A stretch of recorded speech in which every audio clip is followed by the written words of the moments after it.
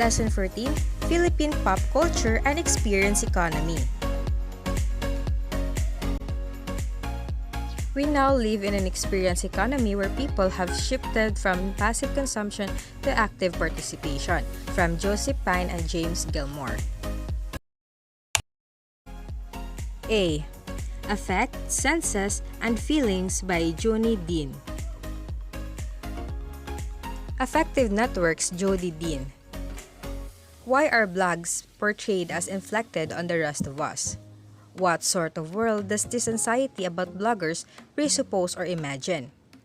Bloggers are blogging in a fact of this world that one cannot escape.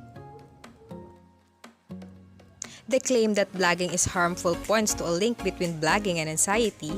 Twitter's 140-character updates were widely heralded as the next phase of social media, for better or worse.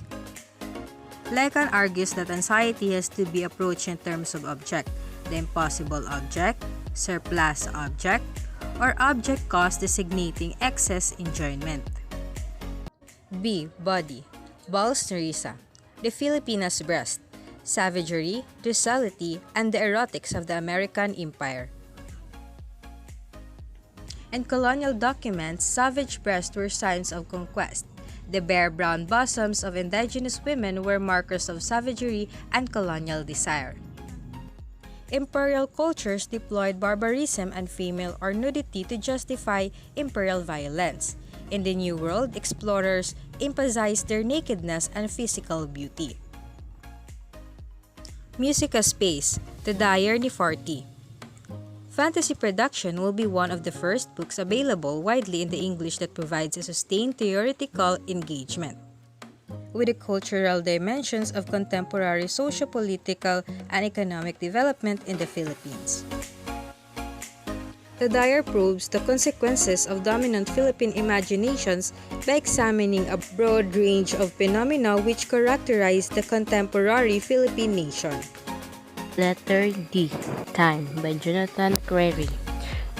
Jonathan Crary's 24/7 is a polemic against the dehumanizing conditions of neoliberalism. Crary argues that sleep is our last refuge from the affront of capitalism and its morass of assimilated needs.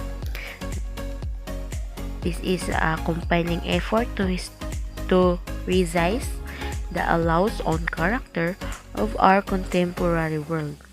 The non-time of 24/7 is the relentless incursion of the non-time of 24 into every aspects of social personal life.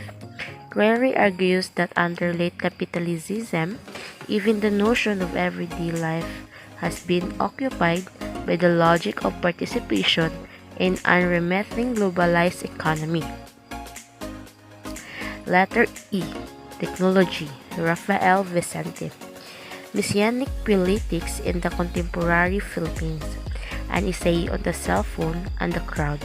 The essay explores the role of the cell phones and the practice of texting within the context of the COVID overthrew President Joseph Estrada in 2001, popular known as People Power 2.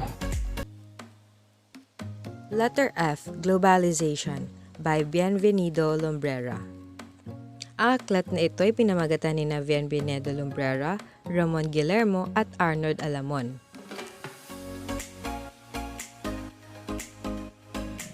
Tungkulin ng lahat ng progresibong guro at mag-aaral ang pagpapalaganap ng makabayan, siyentipiko at makamasang edukasyon sa loob at labas ng mga formal na institusyong pang-edukasyon. Sa ganitong paraan ay malilining at may papalaganap ang isang edukasyon na nagtataguyod ng kapakanan ng bansa. Nagpapayaman ng diwang mapagtanong at mapanlikha at umuugat sa buhay at pakikibaka ng nakararami. Isa itong mabisang sandata laban sa rumaragasang neoliberal na opensiba sa edukasyon at may napakahalagang papel sa paggamit ng tunay, ganap at malalimang pagbabago mula sa introduksyon. And letter G. Identities and Pop Culture by Roland Tolentino. Popular Culture and Pleasure Middle Class. Education is different from popular culture. Popular culture is informal knowledge generated by media, television, radio, movies, DVD, cell phones, internet, video cable, and etc. The commodities of popular culture are marked by obsolescence and obsolete. Our personality can be identified by our patronage of popular culture commodities.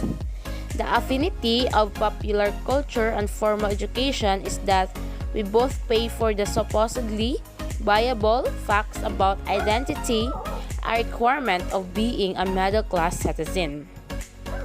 With the advent of national development of global ICT or information and communication technology, tertiary education is no longer promising of redemption.